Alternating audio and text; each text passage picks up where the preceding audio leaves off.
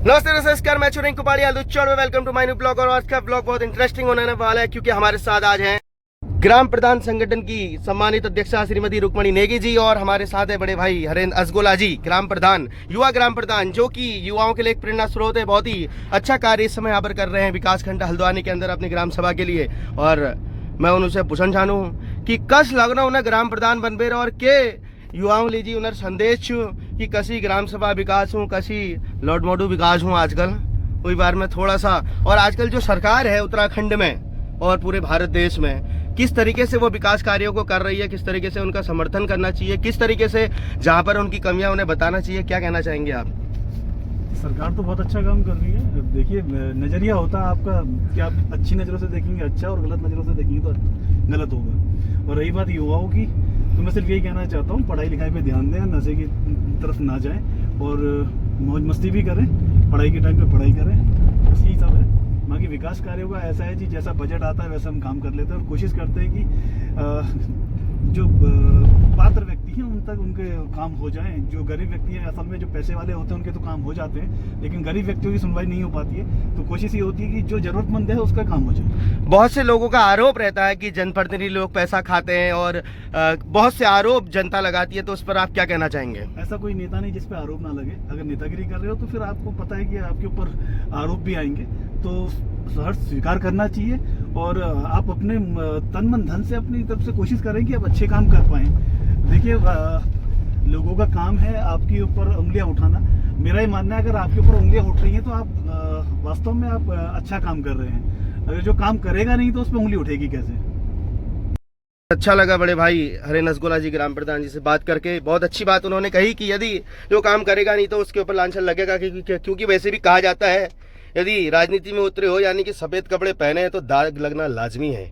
इसके बाद अगली वार्तालाप जो होगी वरिष्ठ ग्राम प्रधान, 2 बार की ग्राम प्रधान, 1 बार क्षेत्र पंचायत सदस्य और इस समय ग्राम प्रधान संगठन के अध्यक्ष विकासखंड हल्द्वानी से उनर हम बात करूँ।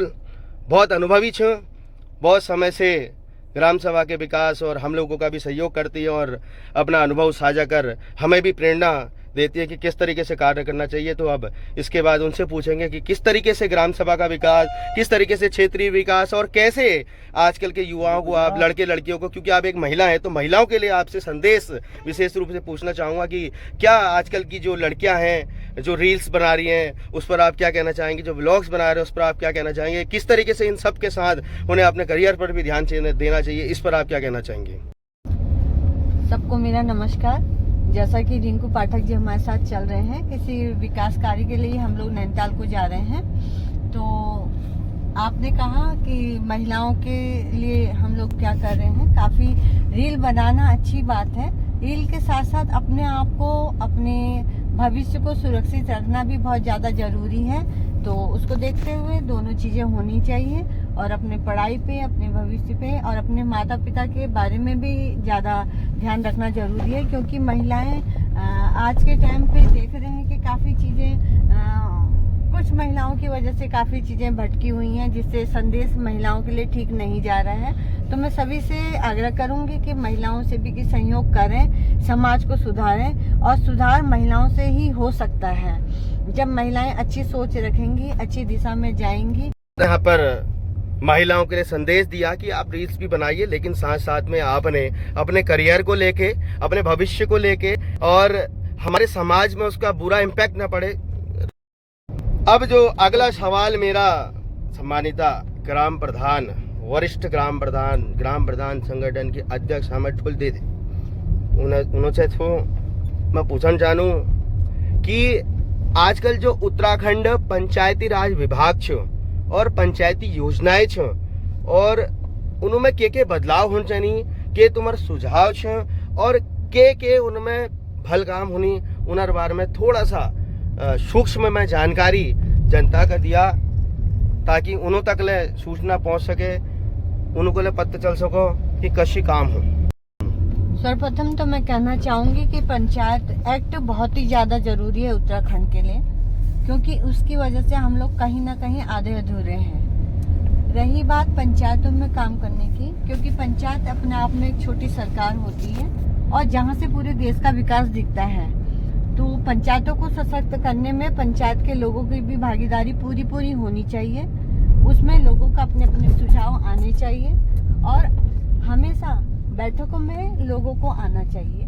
उसके अलावा मैं कमजोर वर्ग के लोगों से कहूंगी, क्योंकि जो सक्षम लोग होते हैं वो लोग भाग दौड़ करके अपने आप को सारी चीजों का फायदा ले चुके होते हैं, और गरीब आदमी जो होता है, जो मजदूर आदमी होता है, वो कहीं ना कहीं रह जाता है। वो इस वजह से रह जाता है उनकी लापरवाही की वजह से। तो उन लोगों से मैं कहना चाहूंगी कि उनको आगे आना चाहिए, आगे आके हर योजना का लाभ लेना चाहिए जिसकी वो पात्रता में रहते हैं। तो और कोई सुझाव उत्तराखंड की जो पंचायत, आप एक सुझाव दिया आपने कि जो यहाँ पर इस समय पंचायत राज एक्ट है उत्तराखंड का, वो स्वयं आना चाहिए। उसके अलावा और कोई सुझाव सरकार के लिए जिससे कि पंचायती राज एक्ट जल्द से जल्द यहाँ का लागू हो सके? जी, सरकार से यही कहना चाहूंगी, क्योंकि पंचायत सबसे छोटी इकाई है और इसी से, जैसा कि मैंने पहले भी कहा, कि देश का विकास दिखता है।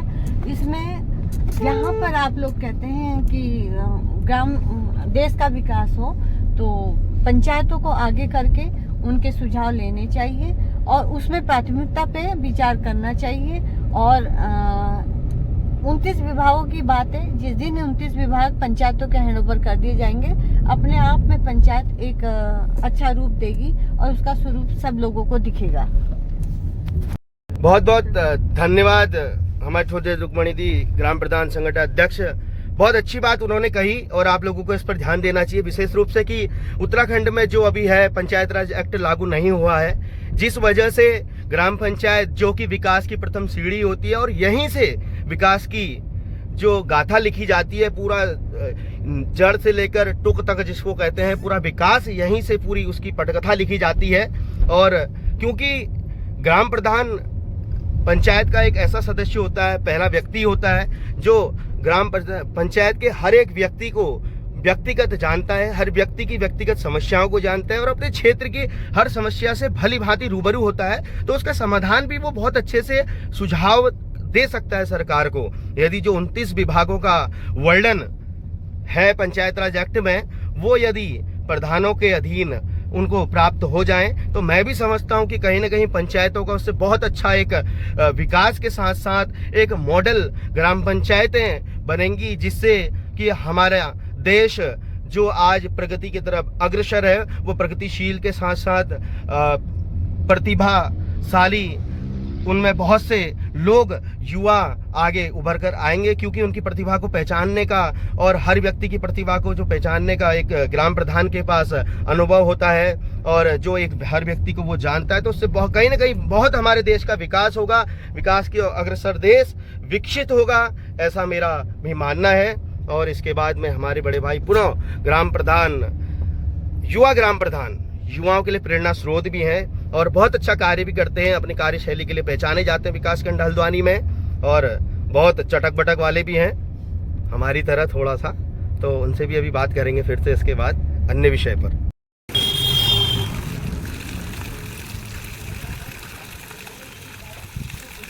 ये हमारी कहां के सौंदर्य, पहाड़ के स्रोत की तरह आने वाला सुंदर स्वच्छ बड़ी